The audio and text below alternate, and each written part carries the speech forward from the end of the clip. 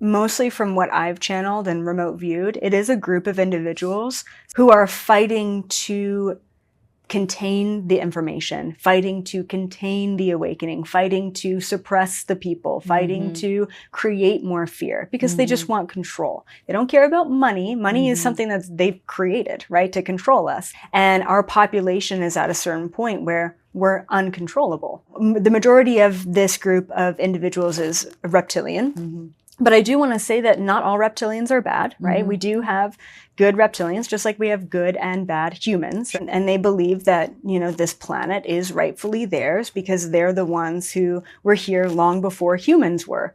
It's prophesized that human beings, right, this hybrid species that we are meant to be here. And the reptilians are free to be here as well, as long as they're okay with the shifting of the energies. And they're not okay with that. I was kind of refreshing on the last time that we talked, and you hit on a theme that I'd heard from a couple other people, was just that we were at this sort of choice point. And so I thought that we'd just kind of start off with a check-in of like, how are we doing with being at this choice point in history on this planet as a culture? How are we doing? Yeah, great question to kick it off. We're getting through. I think collectively, I think we're doing all right. We're not failing. Okay, that's good. We're not totally A+ing it either. But what's happening right now, so, 2024 to 2028 is this huge cycle. So I've been talking about 2024 as a huge year. And I talked about 2020 as a huge year, long before 2020 happened, right? So this is our next really big cycle that we're entering into. And what we're going to see between 2024 and 2028 is the uprising of the solutions, the uprising of the new Earth frequency. And we're going to continue to see that old energy fight back, both individually and collectively. So our ego is screaming right now because what it wants to do is suck us back into that place, right? So anytime we make changes in our life, there's a fear that comes up, right? A really intense fear that prevents us from moving forward. And so this is what's happening collectively. We're moving ahead, and yet that old energy wants to suck us back. So we're going to see a bit of a fight for the next couple of years, but I'm hoping that by the end of 2028, we see more good than bad. We see more new than old. And we're already starting to see a lot of new Earth solutions coming about, Like what? Like huge organizations that are dedicated to cleaning up the plastic of the ocean. Even like 14-year-old kids who are creating solutions to environmental problems. We've got free energy technology that's finally coming out. We've got solutions. We do. There's free energy technology actually coming out. Nobody's getting murdered for it right now. Exactly. So the thing is, these solutions are coming out at such a quantity that the powers that were, is what I call them now, okay, can't keep up. So back in the day, there were one or two guys who basically had the balls to have these solutions and say, hey, I found a solution for cancer. They were killed off every single time. Now, if we have hundreds of people all around the world, all coming out with the same solutions because they understand vibrational frequency, and so what everything comes back to, then we can progress with that because the powers that were do not have the resources to shut down all of the solutions that are coming out. So that's kind of, we're still in the battle, but we're starting to see the light at the end of the tunnel. We're starting to get closer to that end. The power is in the people. It's in the population. It's not with the one. Are the solutions coming to so many more now because it's in the collective consciousness or in the zeitgeist or in sort of the frequency of the planet? Or is it because of connectivity through social media, through the World Wide Web?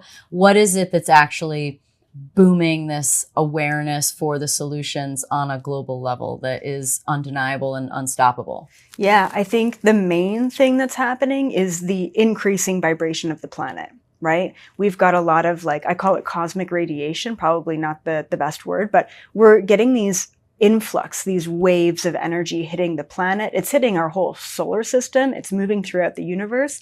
We're also moving, and I'm not an astrophysicist, but our solar system is moving through this photon belt, right? And I think it's a 26,000 year cycle or something like that. 26,000 years. Yeah. And so the last time we were kind of at the peak of our consciousness was Atlantis and Lemuria, right? And then, you know, the planet fell and we went into the dark ages, and now we're coming back around to it. So there is no denying it. There is no stopping it. It's not just the sentiment of, oh, the light has won. It's like, it's scientific. Like, the energy is not going away anytime soon. So we are in the age of awakening, right? Reawakening. So I think that that's kind of the baseline that's leading people into understanding, how do we create solutions for the whole and not just for the individual? As you mentioned, right? Before, it was so individually driven of, how do I make more money and have more power? And now it's, how do we spread this abundance to the collective and make sure that everyone has access equally to resources and food and water and housing? And what I'm hearing is, like, there's a lot of good stuff coming along, but there's a lot of still evil forces or ego and negativity. Maybe we could kind of distill down on that. What is that? Like, what is that that's pulling us back? What is it that's challenging us? Is it an entity, a group? Is it, please elaborate on what that is. Yeah, it's a multitude of things, but mostly from what I've channeled and remote viewed, it is a group of individuals who are fighting to contain the information, fighting to contain the awakening, fighting to suppress the people, fighting to create more fear, because they just want control. They don't care about money. Money is something that they've created, right, to control us. Sure. They care about more control, right? And our population is at a certain point where we're uncontrollable. Yeah. But not only that, the energy that's increasing is helping everyone on the planet awaken, which is further uncontrollable. So what's happening right now with that group in particular is they're scared. They're scared. No, the majority of this group of individuals is reptilian. But I do want to say that not all reptilians are bad, right? We do have good reptilians, just like we have good and bad humans, right? If you want to kind of polarize that, right? And they believe that, you know, this planet is rightfully theirs because they're the ones who were here long before humans were. So they feel like they have an ownership over the planet. And I can empathize with that position. You said the Anunnaki were the ones that told them they couldn't be in power anymore, right? I think the last time we talked, you said maybe it was the Anunnaki left too. It was the Galactic Federation that said, this is the humans' planet. Anunnaki are like, bye. And the reptilians are like, no. Exactly. Right? So exactly. What does the Galactic Federation have to say about who still owns this planet? It's prophesized that human beings, right, this hybrid species that we are meant to be here, right? And the reptilians are free to be here as well, as long as they're okay with the shifting of the energies. And they're not okay with that, because what that's doing is it's bringing the power to humanity, to the people, where we just haven't had it since Atlantis and Lemuria.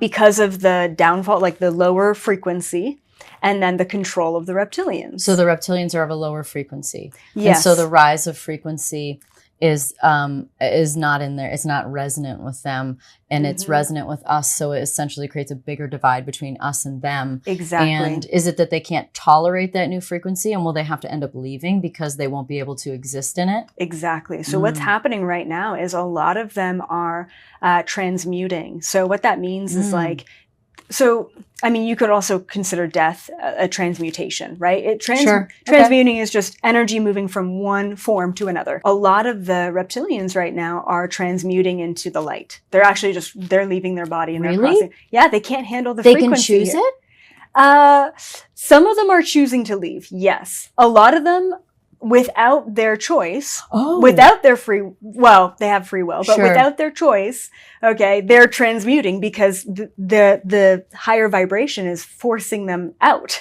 basically. So are they then, is it off to another place in the universe? Is it another reality for them, or is it more towards us? Yeah, so the afterlife for them, the afterlife for every individual incarnated being in the entire universe is the same. Yeah. You really just kind of go back to source in a sense, right? So reptilians go there too. And that's where we can have compassion for them and understanding that that is just a soul who chose this body to incarnate into.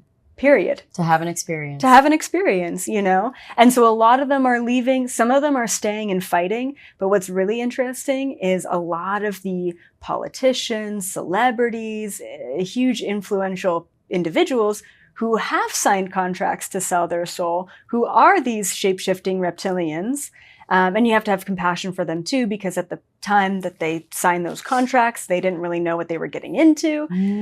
But they are either dying suddenly, right? So this is a part of a transmutation, or they can't hold their shape-shifting form anymore because the vibration's getting too high. We're able to see more too. So I predict in the next 4 years, the ones who are stubborn enough to stay. Oh, we're going to see them. We're going to see them.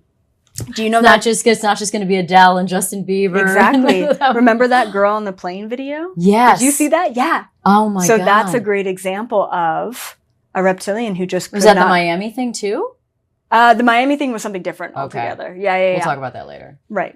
But there's going to be an increasing number of like strange events happening because all that has been hidden will be revealed. Like, and there'll this be is some the very great famous reveal. people that will be Shape-shifting, or they all of a sudden just choose to step out of the limelight altogether, or they have a sudden accident or passing or whatnot.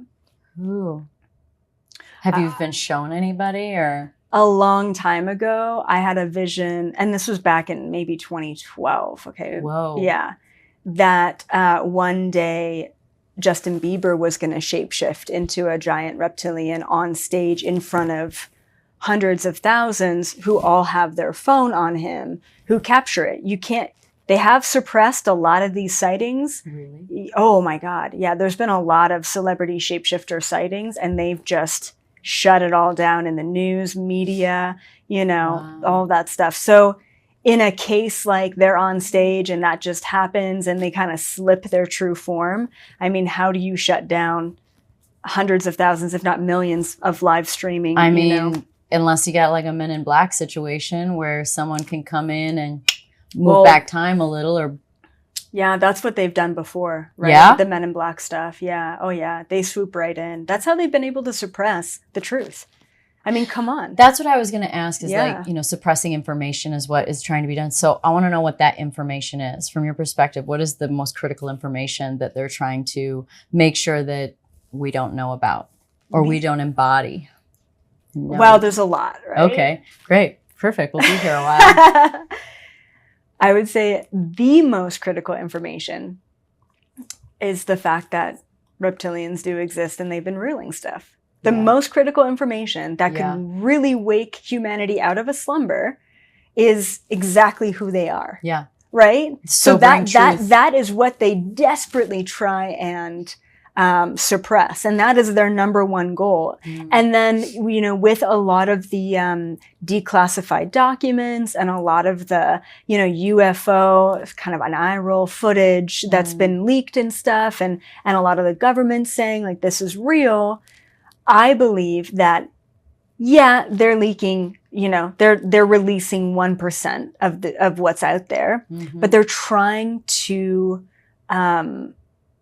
control the narrative. That's what they're trying to do, because they know that cosmic disclosure is happening. It's not going to happen. It is currently happening. So they want to try and maneuver that. They want to try and control, how that's interpreted. I find it so funny when people say, very prestigious people will say, I mean, I'm open to it, but where's the proof of aliens? I'm like, I feel like that's what's coming at us all the time. Like, what do you want? Like I feel like everybody's had weird moments in their own lives, but then there's also been so much stuff that's come out in the media, and there's been confirmation, confession through the government and, all kinds of different entities. Yeah, exactly. Like, what do you, like, when you hear people say, where's the proof? What do you think? I think Google it. Yeah. Seriously, because this information isn't being suppressed anymore. This information is being declassified, you know? So if people really want to know, okay, you know, they do exist and governments have said that they exist. There's even been government whistleblowers talking about the Galactic Federation as well, which is pretty mind-blowing. Yeah. Where I've been called crazy for for channeling them. So I think that that's pretty incredible. And for those who are not willing to look in the right places, they're not ready for that sort of truth within themselves, and that's okay too. Yeah, because you know, it's all just a reflection. You know, it is. Like we're kind of just we don't see things as they are. We see things as we are. So if we're not wanting to see the truth out there, it's probably a reflection of not wanting to see the truth inside. Absolutely. For sure. Yeah. And it's only going to be more shocking to them when they do realize, wow, this has been talked about. This has been proven. What do you think will happen when that's just known? When that is clear, undeniable truth? I mean, I think we're at that point. We have clear, undeniable truth. I think that the collective population is going to take quite a while to unpack that. Whereas I feel like I'm 2 steps ahead, 3 steps ahead and saying, great, okay, UFOs are real. Aliens are real. Why? Why are they here? Who are they? Yeah. No one's asking those questions. We're so caught up in proving it. Right. And it's just like, this is why I roll at that's great. The 1940s blip on the screen, UAP video. It's like, guys, come on. So now what? And then, you know, I laughed so hard because just recently the government said something to the effect of, you know, yes, we think the drivers of the spacecraft are of extraterrestrial origin. I mean, they just finally said that, yeah, we think that the individuals who are manning the craft were not of this planet. Fantastic. Okay, now why? Why are they here? That's a fantastic question. What do they want with us? And these are questions that I've been trying to answer, you know, for years. Because so many people will be like, you know, they'll use an analogy of, we might just be an anthill to some other civilization in the universe, and you don't stop and investigate the anthill. You don't care, so why do they? You know, or some funny analogy like that. Right. So in your experience with your communication with the Federation, with your guides, why are they here? Yeah. Well, it's funny because when I first had contact with extraterrestrials back in 2011, that was my first question. I'm like, why would you guys bother with us? Yeah. You know what I mean? We are just like an ant-like species. We're barely figuring out technology, We're still trying to kill each other. Yeah, exactly. Over religion and belief. You know, so why are they here? And we might have talked about it last time, but I forget. But I believe, and from what the Galactic Federation has told me, we're an experiment, right? But not just any experiment. We're a prophecy planet. What? Yeah. Okay, so a very, very, very long time ago, there was a seer, a mystic, who was a part of the Galactic Federation, who said that she saw this vision of a civilization that was going to be created from many different beings, many different species. So a hybrid civilization that was meant to end the war of all war in the universe. But we don't know it. You know, I really compare it to like Superman, right? And like before Superman knew who he was and the fact that he came from off planet and that he had a mission for humanity. This is us. We have no clue who we are. It's almost like Neo too, right? Neo had to almost had to believe he wasn't the one to do the thing that needed to be done. Yes. Exactly. So part of the experiment came down to ancient Atlantis, all right, and Lemuria. So when our vibration was 12,000 years ago? So at 26,000 now? But I don't know what this, I mean, sure, there's like it could have been 250,000 26,000 years ago. Who knows, right? Okay. Numbers aren't my game. I don't even know when World War I was, so I don't know why I'm asking about that depth of time. But when we were at that point, we were given everything. So basically we were seen as the prophecy civilization. And so they're like, well, great, we're going to give them all knowledge, all information, all technology, all advancement. They're ready for it. Let's go. And we, as such a new civilization and species, we didn't know how to handle that level. We were kids. We were toddlers, right?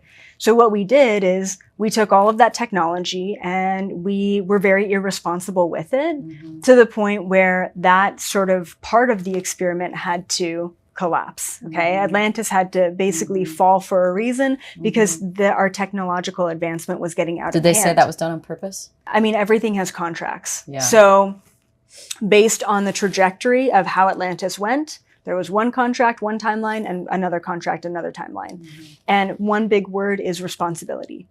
Back in Atlantis, we did not have the responsibility to appropriately utilize knowledge and technology.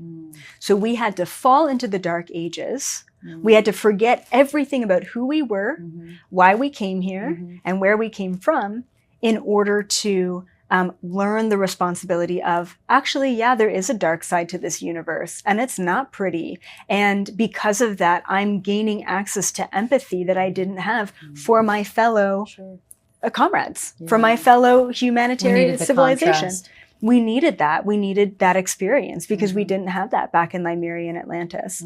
So fast forward to now, we're coming back into this age of enlightenment, but now we've gone through, the bullshit and we have a lot of tools and a lot of understanding and a lot of responsibility. Not to mention, there's a lot of Atlanteans who have chosen to reincarnate at this time in particular to really fight for responsibility. Right? To fight for, hey guys, we've been here before. To encourage the responsibility of others. We need to do this right. Yeah. So what are we doing right and what are we doing wrong right now?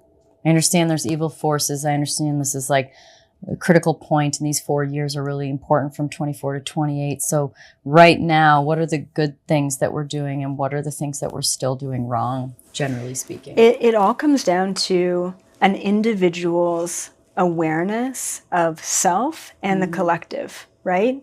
So if I say, what are we doing wrong right now as an individual? It's not having awareness that we're a part of a whole. It's been so much divide, especially here in the West, in America. It's been the us versus them mentality. But then you see these wars breaking out all over the world. It's like, guys, we're all human. And so that's the end goal. If we can all get together and understand that we are all human, and we all have basic needs and basic rights, and we can all get behind those basic needs and basic rights and create some sort of equality and unity here on this planet, right, without borders, then we're going in the right direction. Like these huge nonprofit organizations that are cleaning up the oceans of plastics. Whose responsibility is that? The oceans aren't a country. They're not owned by anyone. And yet here are these organizations saying, for the betterment of humanity as a whole. So I have hope that these younger generations are going to be raised in such a time where there is this extra awareness of how we're impacting the planet and how we're impacting others, not just environmentally, but also energetically with kindness. How are you treating others? How are you showing up for yourself and others? It's going to sound really silly, but the other day, I kind of made this goal for 2024 that I wanted to be a lot more conscious. Now already I've got like natural cleaning products and I eat organic and kind of basic level conscious awareness for my own environment and then for the outside environment. But I was using just like a Ziploc plastic bag. And I had this moment of, what am I going to do after I put whatever I'm putting in this plastic bag? What am I going to do with this bag? I'm going to throw it out. And people do this every day, multiple times a day with plastic that never goes away, that never disintegrates, that never biodegrades. And it was just this realization of, how did I not ever know this? And same thing, like I just, so I've been giving a lot of my stuff away. And recently I gave all my pots and pans away. And the nonstick stuff? Yes! I had no idea that it was all toxic. Yeah. All toxic. And it's just like, it's going to take 100 years to get them cast irons all weathered in, but it's worth it. We have to go back to this time of using glass containers and growing our own food and being self-sufficient. And it does start with an individual, and then hopefully that branches out to the rest of the collective. So it's about taking the individual responsibility and then hoping to educate others about that responsibility. I'm glad you said that, because I was going to ask about the difference between going out and being, doing good in your community. And I've learned way more about how to help others by learning how to help myself first. Yeah. And it's a pain in the ass, because that's the work. Yeah. But that's when the real change happens, because what happens when you're tired and you're aggravated and you just don't, you got nothing left. You got nothing left. You have nothing left to give, and you have nothing left to give yourself because you've depleted resources. Yeah. Give from a place of abundance.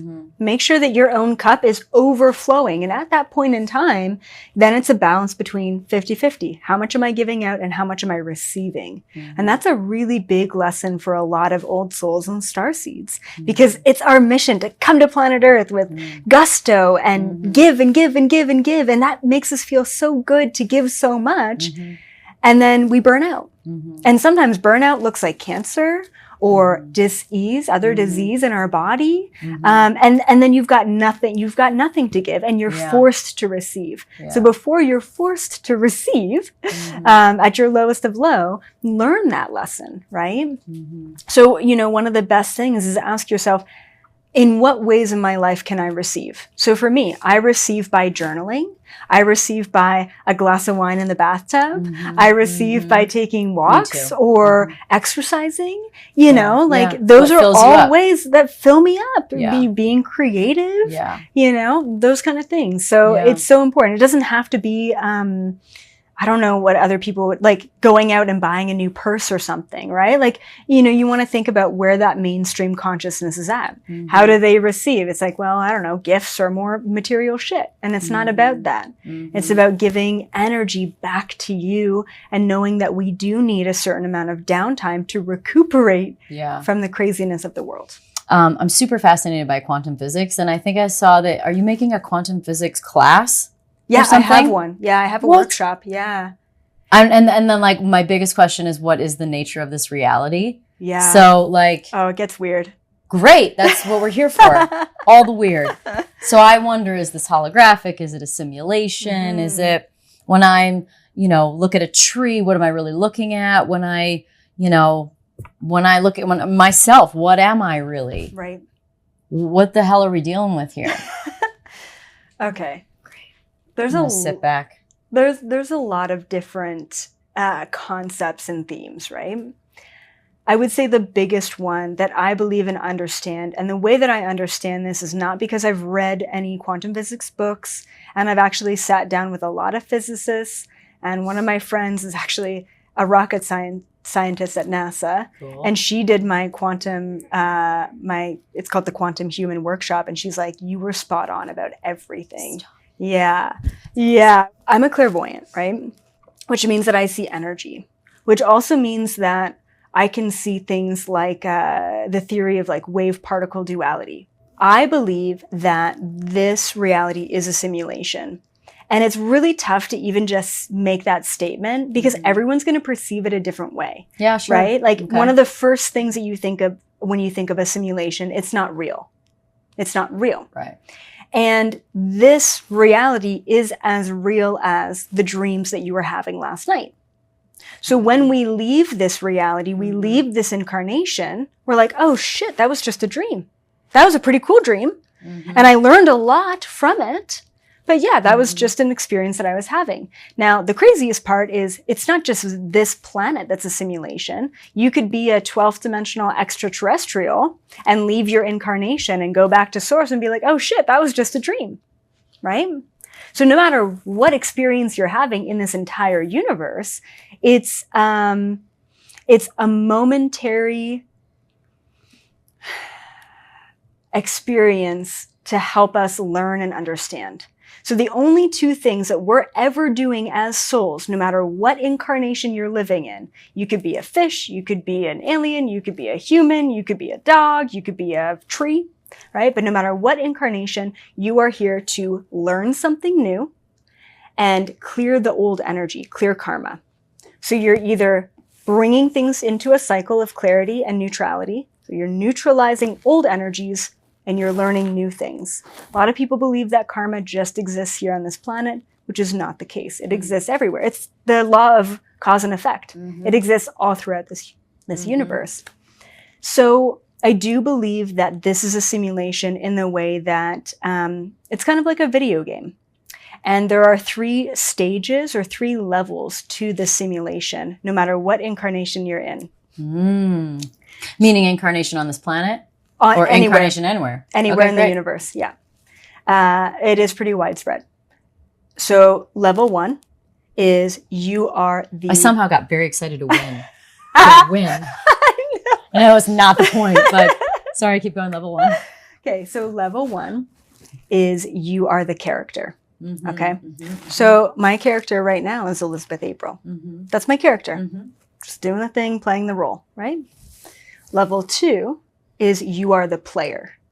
Okay, all of a sudden you're able to step out of the character and you understand, oh, I'm playing this role. Yeah.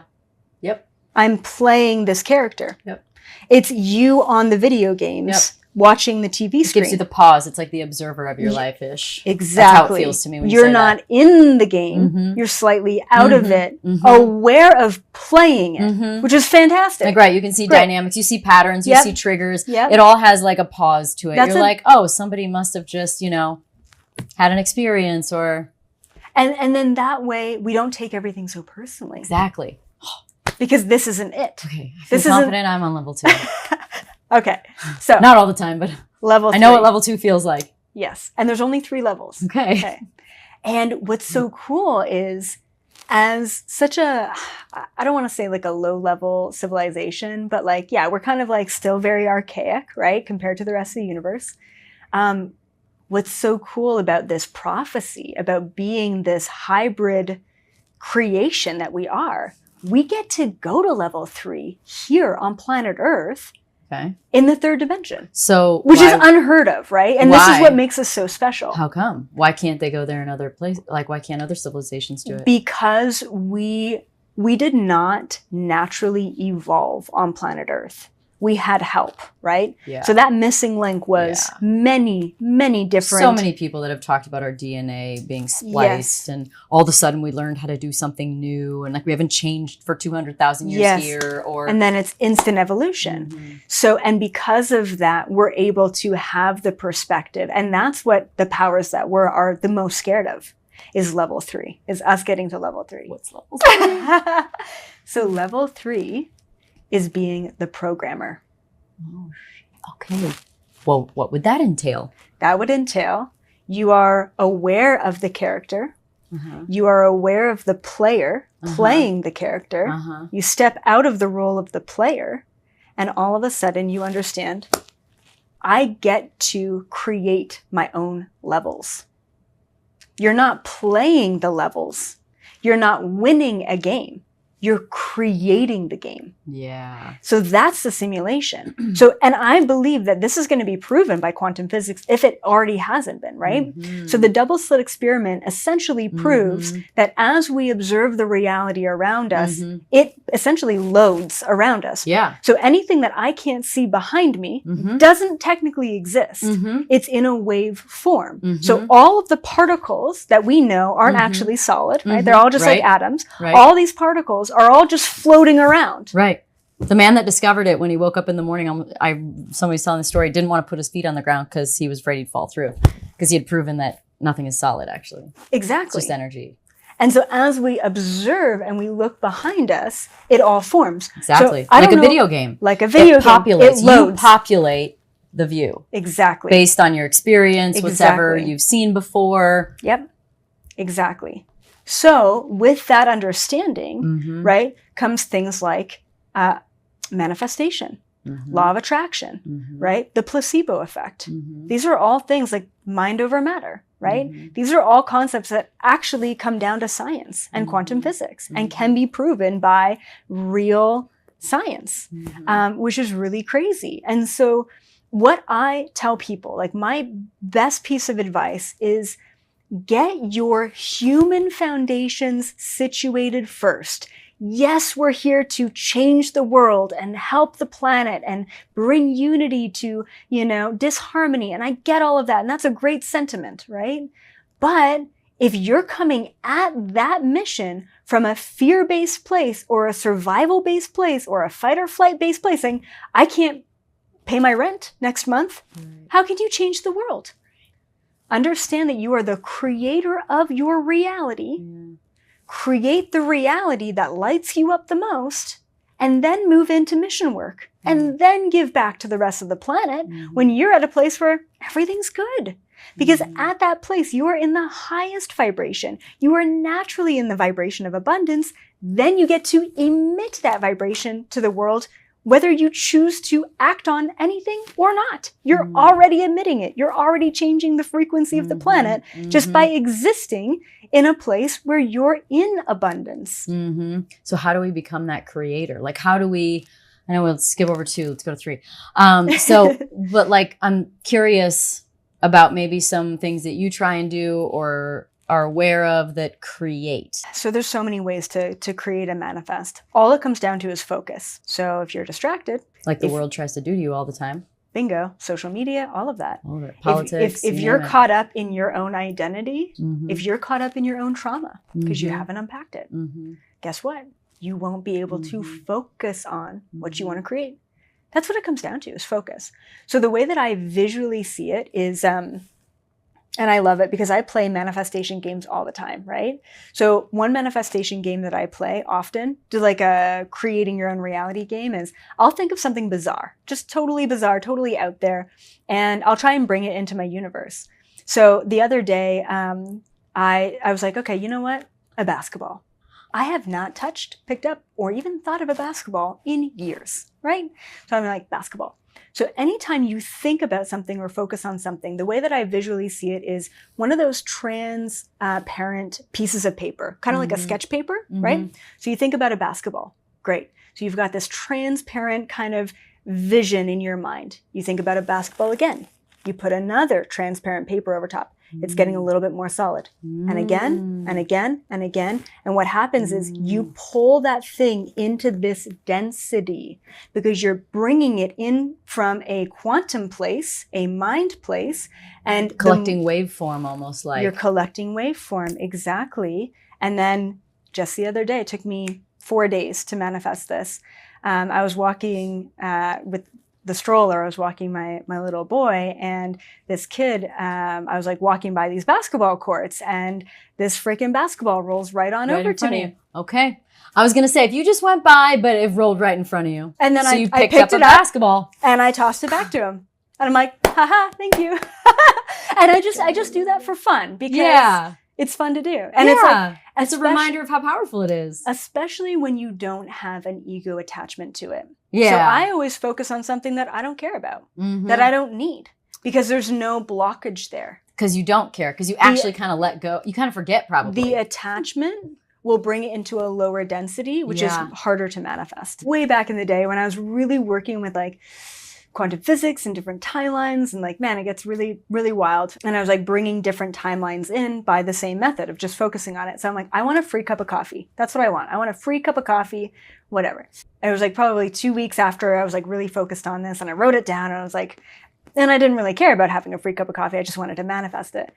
So I'm in line at a coffee shop, and this like older man in front of me starts chatting me up, and I'm like, oh, great. I'm thinking, he's going to buy me this like free cup of coffee, this small cup of coffee, whatever. And so he goes up.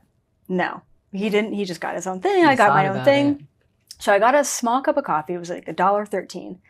I shit you not. I walk out of the coffee shop, and on the ground in front of me is this pile of change. Now, I don't usually pay attention to those things or like pick them up, but I picked up the change. And as I did, I counted it. Guess what? It's $1.13. $1.13 exactly. So the other thing is it may come to you in ways that are unexpected. Sure. That was my free cup of coffee. Sure. I had the cup of coffee in hand. Well, you were thinking about getting the free coffee. Then you let go of the free cup of coffee. Ding, ding, ding. Exactly. Yeah. Yeah. That's the hardest. I feel like a lot of things are simple, but difficult. Yes. Like it's simple Yeah. to go, I want this, but it's difficult to not think about it then. Yeah. But that is part of the magic with the way energy works. I took a big mushroom journey. I guess it was probably almost 2 years, year and a half ago or so. It was big, 5 grams. It was a guided journey. Wow. And when I was in that space, the first thing I dropped into was a waveform. And I was like, I knew I wasn't real. Wow. And I was like, how am I ever going to be human again? That's what I thought. How am I ever going to be human again? Because I know it's not real. Yep. And that all of the things that we like, our experiences are waveforms interacting with us. Yep. They're like passing by. Sometimes they're vibing with us. Sometimes they're hitting us. Sometimes they get out of they're out of sync. Yep. It's just an experience, whether it's tasting a mango or, being cold or whatever. Like they're all just waveform experiences. Yes. And so I thought, oh, wow, I'm cold because when I take mushrooms, I can get very cold. Mm-hmm. And I was like, well, I know it's not real. So, and then the mushrooms were like, no, it's fine. This is the experience you're having. Cover yourself up, warm up. Like it's okay to feel what you're feeling. That is what this is an experience. Yes. It's not meant to not be real. If you were meant to be a waveform, you wouldn't be a human. Right. I remind myself that all the time. And I'm like, oh man, I got to deal with this other human thing. It's like, hey, you signed up for this, But one of the really key points in what you were talking about, all waveforms interacting, like it's pretty immense, right? Especially as an empath. This is why we need downtime, is because we're very sensitive to everyone we interact with. So this cup of water, for example, I'm interacting with it, but it's at a pretty neutral place, right? I could charge the water by setting an intention with it or adding a crystal to it. You and I are connecting right now. And what's happening when you connect with people is you create cords. Okay, so you get entangled. I get entangled by this water glass, but because it's at a neutral energy, it doesn't affect me. Exactly. It doesn't affect me. But because you have your own reality and creation of your reality, our entanglement is going to need a cord cutting. So this is why, the energetic responsibility that we need to have on a day-to-day basis just to stay sane is to cut cords constantly. I don't do any of that. It's so important. Shit. So other things that can clear energy, water, so taking baths, being in hot tubs, swimming, okay, will all clear energy. Being in the sun will clear energy. Being in full moon light will clear energy. Being around crystals can clear energy. Even just taking a shower will clear energy. When I did one-on-one sessions all the time, what I would do is I'd wash my hands in between each session. It would clear my energy. You could visualize cutting cords as well. That could clear energy. So I feel... So especially in a place like Vegas and you're on the strip or you're in a casino, even eye contact with people can create entanglements. Yeah. So I'm clearing that energy. Yeah. And one of the biggest lessons I learned from having a child is, he was a newborn and, he was crying and I felt his anxiety. And so we were both just a kind of a ball of stress and energy. And I'm like, oh, I can't help you if I'm feeling you. So I'm going to cut cords with you. And then all of a sudden, just like that, I'm like, oh, I no longer feel what he's feeling. So then I can help him not feel that way. Right, because you're not in it too. I'm not in it too. Right? So it's energetic responsibility is so important when we go into these higher vibrations, because we're not just feeling the physical reality around us. We're beginning, all of us, to feel the energetic reality around us too. It gives you a better orientation for what's really going on. So you're not in it. So you're able to actually be an observer of the energy a little bit more. Exactly. Right? So you can deal with it correctly. An observer of the physical reality a little bit more too, because you're like, oh, there's a lot going on behind the scenes that no one is saying. It makes me think of something that's been on my mind a little bit lately, which is, basically the idea of staying true to the feelings that you're getting in your body and intuition and micro expressions and different things, and how, and this is appropriate, I thought it was a good question for you having a new child, is I wonder what the effect is of, let's say he says, "Mommy, are you okay?" And you're like, "I'm fine," but you're not. Right. And you like continuously, you're trying to protect them, right? Because it's not their problem, but you're continually chipping away at their intuition and their sensitivities. Yeah. So I'm curious your thoughts about that with having a child and like the white lies that you would tell to protect them and the negative effect that might have on their real intuition and psychic abilities to really sense what's going on. Yeah, that's a great question. That's a great question. So this is where me and my wife differ a little bit. Oh. I'm of the mindset to be as honest as possible right from the beginning. Like, no white lies. Like, you know what? Mommy's having a really rough day. And what I'm going to do for myself in this moment is take a walk. Do you want to take a walk with mommy? That's going to make me feel better. So if our children, the next generation, can observe how we're dealing with things in an open, communicative, responsible, emotionally intelligent way, then hopefully they do that too. So one of the things, and my wife agrees on that point, but one of the things that we don't agree on, and I think I might concede on this, but she's like, I want him to believe in Santa Claus. And so for me, she's a clear and blatant lie. For me, it's like, how can I teach my son about aliens in the sky and fairies in the forest and say all of those things are real? And Santa Claus is too, but that's not real. So I'm of the mindset of, there was a Saint Nicholas who was an actual guy who gave shoes and things to homeless and poor individuals back in the day. And we celebrate him. And you know what I mean?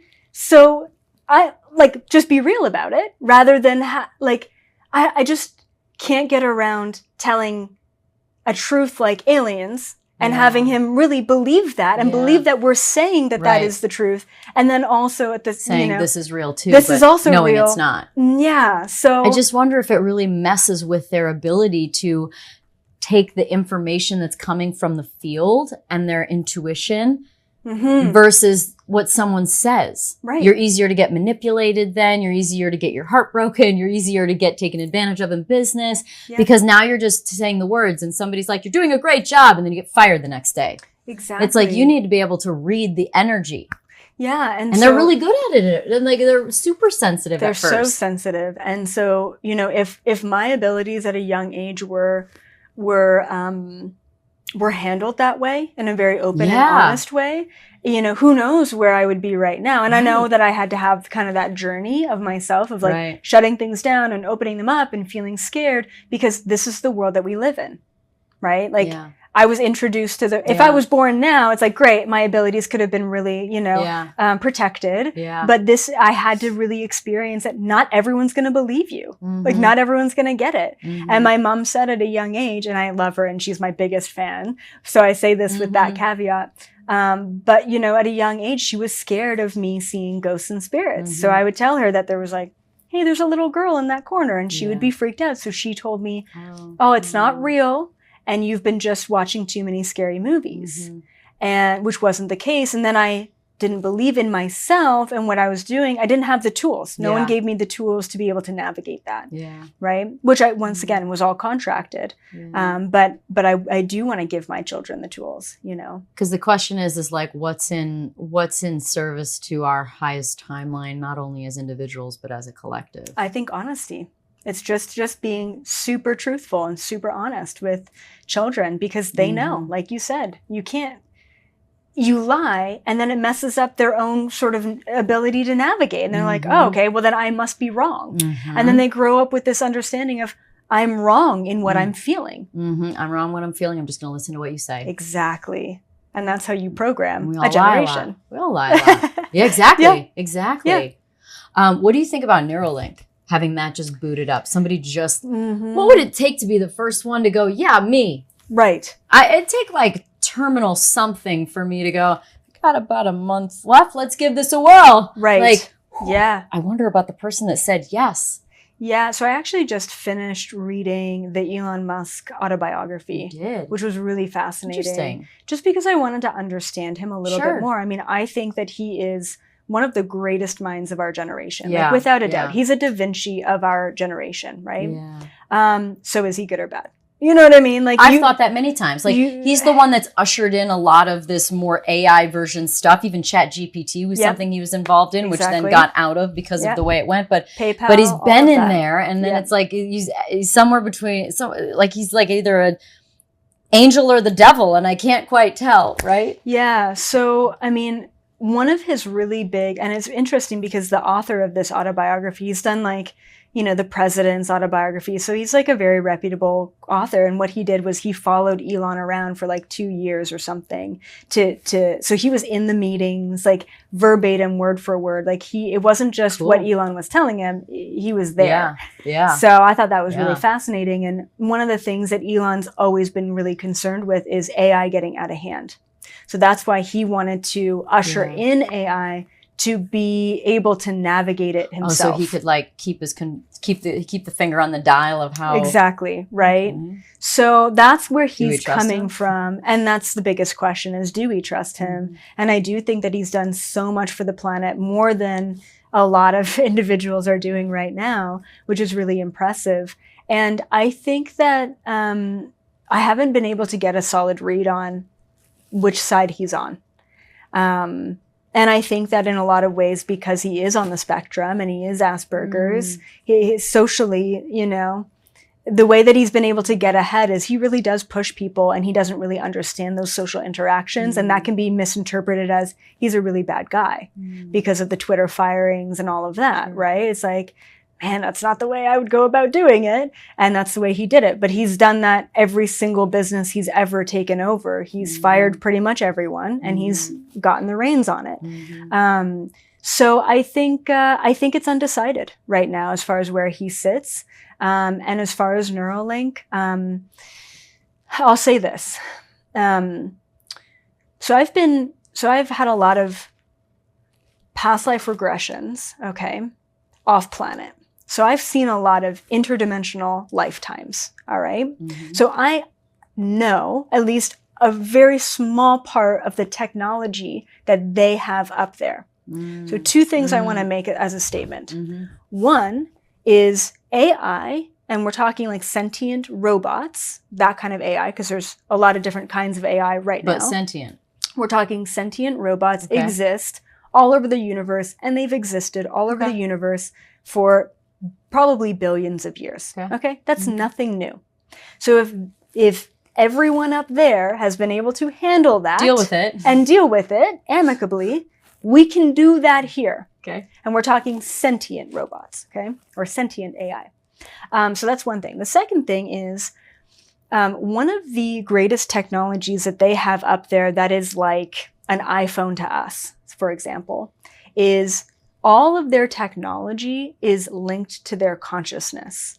So one of the things that I've seen is, you know, an interdimensional being at a command center, and this being was flying a ship by touching their fingers to this pad, okay? And so, you know, the being says, go right, the ship goes right. The being says, go left, the ship goes left. Says or thinks? Thinks, right? And so that's normal. Like, that's like, you know, I've always... Which is like Neuralink. Exactly. So I've always felt here, like, all technology is so behind. It's so slow, unintuitive. There's so much stuff. Our whole 3D of timeline, point A to point B. It's like when you flip it and, you know, things need to be more instant. Even just like when you get downloads, it comes in that packed thought form that is so much more dense and quick. 2 minutes in time, but it's 45 minutes to explain, or 2 hours to explain, or whatever. So, and I do believe that the internet is another dimension. So it's like a whole other conversation, but think about it, right? Yeah. You're online, space and time doesn't exist. Yeah. Space. You're talking to someone in Germany. Yeah. You're doing a lecture and, you know, people in Sweden are watching you or whatever, right? And time doesn't exist because you're literally on this platform. All the information is existing at the same time. Day, night, doesn't matter, right? You're reaching the world. So you're hopping through space, you're hopping through time on the internet. Yeah. So I think that these things are, all of the seeds are planted. I think that that's where we're going. And even like back in the day, like a couple years ago when everyone was really worried about like the 5G towers and people were burning them down, I was concerned too. I mean, I am truly concerned about a lot of things on planet Earth.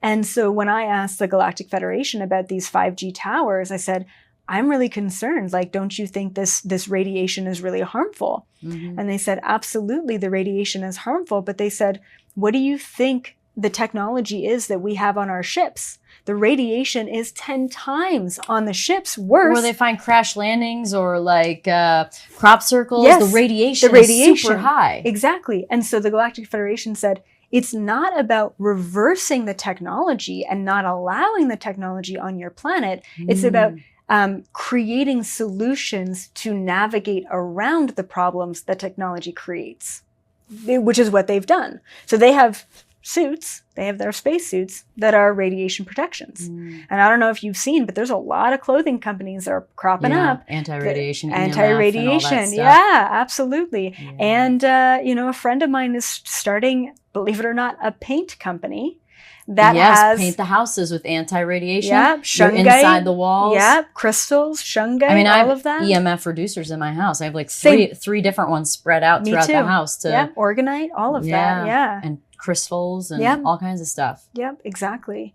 So that's it. It's not about being scared of technology and advancement. It's about doing it the right way with responsibility and awareness, and then finding solutions that are going to help the planet. Yeah. Because that's how we get to a space civilization, a galactic civilization, right? Like once cosmic disclosure happens, then we can choose as a humanity, as a society, do we want to join the Galactic Federation? Do we believe that everyone in the universe deserves unity and equality? And if the answer is yes, then we get to share. We're gonna start with our planet, though. All of their technology, right? So we get to then trade with the rest of the universe once we're ready to do that. And I think Elon is a really good example of someone who is getting us to that point where we then have the technology where we're not so far behind once disclosure really happens and we choose to join.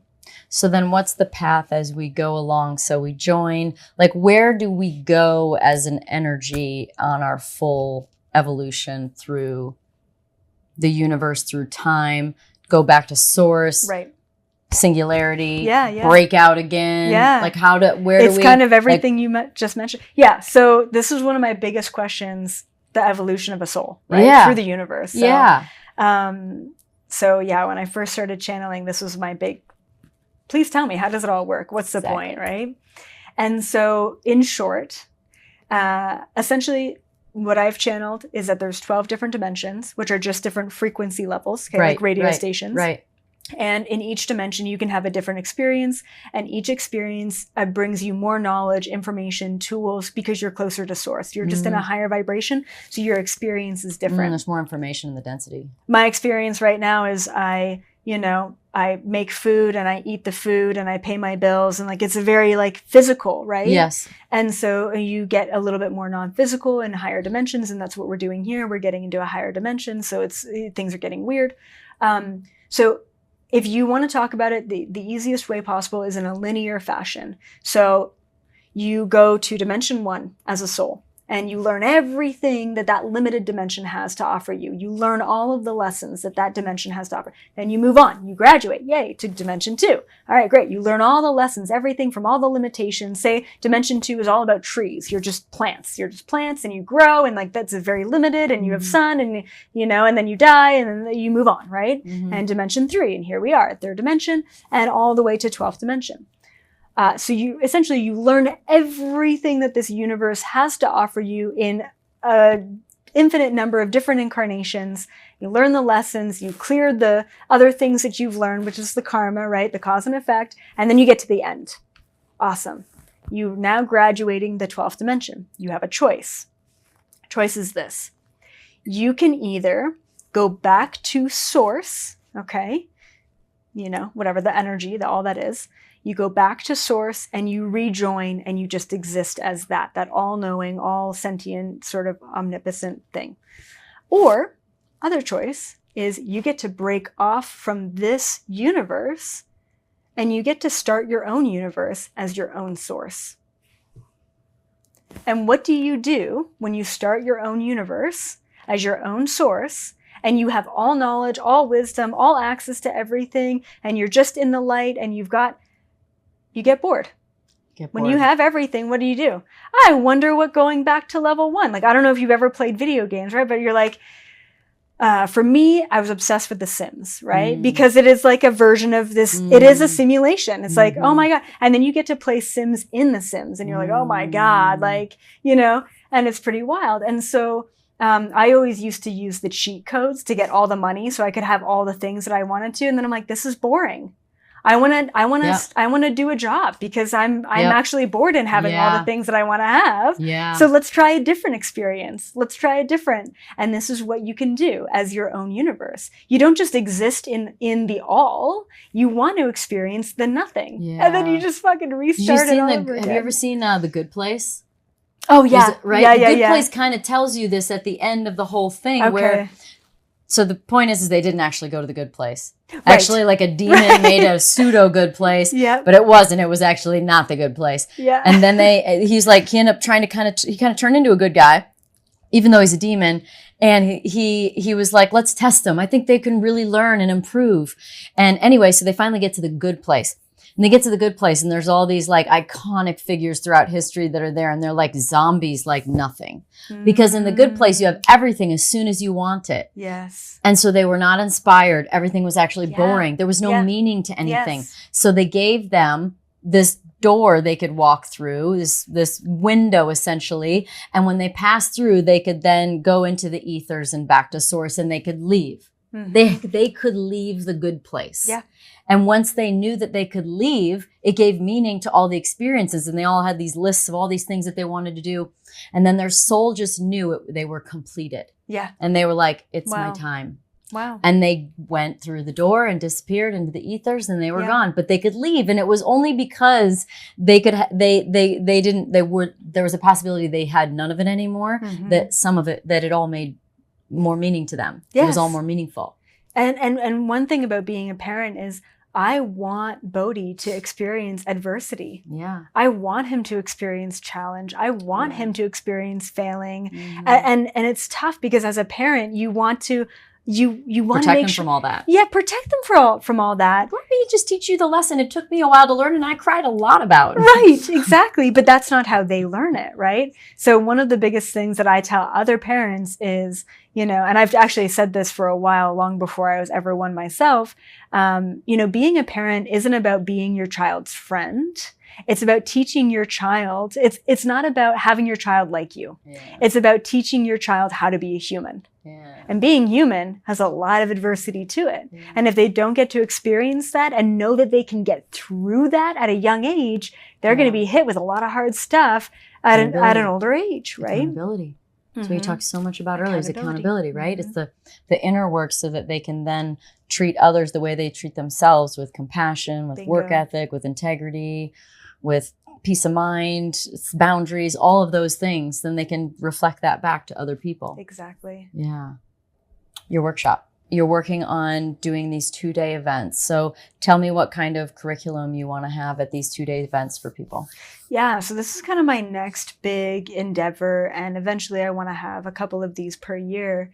And it's intensive, right? Like, I think you mentioned even before we hopped on, like, I'm sick of Zoom. Like, me too. Like, and that's why we're finally sitting down together, because the last time we didn't do it like this. And I was like, I will wait until I can sit down with you again. I'm so sick of this block in front of me. So yeah. And like, even me on YouTube, it's like my version of retiring is never having to show my face online again. I just want to write books and do like intensive, workshops, right? And be with people because it's just like, it's just not the same, right? Like, you want to feel that energy and create that change there. So moving forward, I'm going to have these workshops. Right now it's called Galactic Gathering.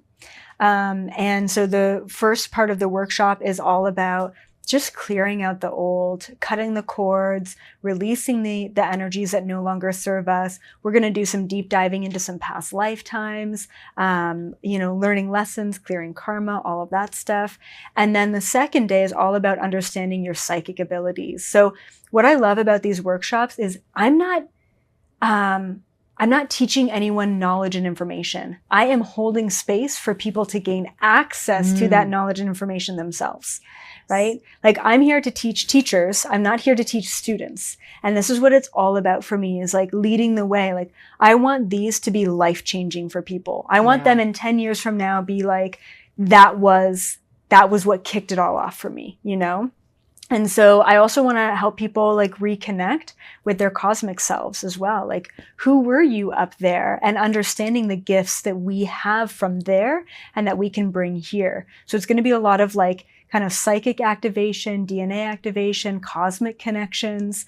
And that's more of the workshop, the intensives. And then I've got about 3 books, that are, you're mad. It's crazy. One's already a pain in the ass.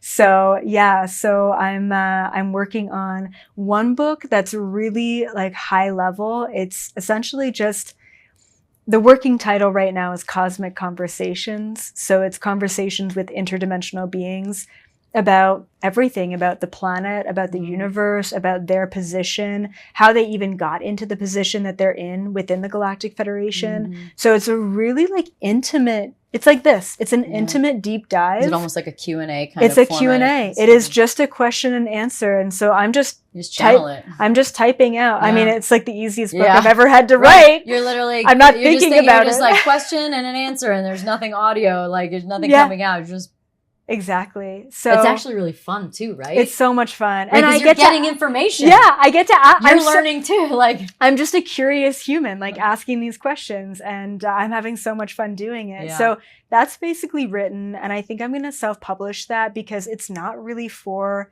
a traditional publisher. Like I really can't imagine any like. This feels like a Dolores Cannon book. I don't know. Exactly. Go to their publisher. Yeah. So that's. I mean, I know she's dead. That's one. She's passed, but. And then I'm working on more of like a mainstream series, and it's going to be the series is called like the Starseed Manual, and so it's how to essentially exist on planet Earth as a highly sensitive individual, as an old soul, and live your best life. So a lot of the tools that we talked about here today, cutting cords, and so the first book of the series is going to be like Matrix versus Mission. Right? How do we exist here in the Matrix while we also pursue our mission work? And giving people the tools to do that. And even like a whole book on anxiety. How do we navigate anxiety? And what is it really? What is it really? God, you know? I've asked that to so many psychologists. And that is truly a whole book in itself of tools. So I want to give people the gift of these tools so that they have that within their toolbox to feel empowered to go about living their best life, right? In their highest potential. Totally. So those are my big projects. And I'm really excited about that. Those all sound very interesting. And like page turner, and love the deep dive work and the intensives that you want to do. I'd be remiss if I didn't ask about this because it's a new one for me, and I don't know what to do with it. And I've been always very conflicted as to whether or not it's something I should just like act as if it's not there because it's drama and negativity, distraction, or that's how it's felt. Or if there's actually something that you're supposed to do, like am I complicit by not participating and doing what I can? And that's with politics. And since it's like we're coming into a year and it's going to be, it feels like it's going to be like the craziest year for it. And I feel like, I've been inspired or called. It's truly how I feel, called to dive into it and at least start interviewing people in the political realm. Okay. Does this matter? Does this election matter that much within the scope of our planet and what we're doing? Or is this just kind of another distraction? One, in the grand scheme of things, it does not matter. Because no matter what, planet Earth is on a trajectory, and these are all just puppets. Everyone's just a puppet. I mean, even we're just puppets, right? So the simulation theory, right? It's just like, it doesn't really matter. We're on a trajectory. The prophecy is going to be realized no matter what. on the other hand, because politics matters to the people right now in this moment, and hopefully one day it won't as much, because it only matters because it's so polarizing, right? Then people are feeding into Well that. said. But because it matters to the people, and because you can be such a great voice of, and I don't want to say reason because this isn't your world, but I want to say you can be a very good voice of presenting information objectively, a voice of neutrality, which is what we need in these times of turmoil and polarity. So because it matters to the people, it matters. It does matter. It depends on what level are you looking at when you're considering aspects of this reality. So I've battled with the exact same question of, do I dive into it? Do I care? And I have not been inspired, but I do feel obligated, would be kind of where I'm coming at it from, to be a voice of neutrality for people, to talk about very polarizing things in a neutral way, to say, we can exist in this matrix, we can exist in polarity, we can be aware of all of the pieces of the puzzle and be aware of them objectively without having to take sides and blame everyone else. Level 2, be aware of the differences and go, cool.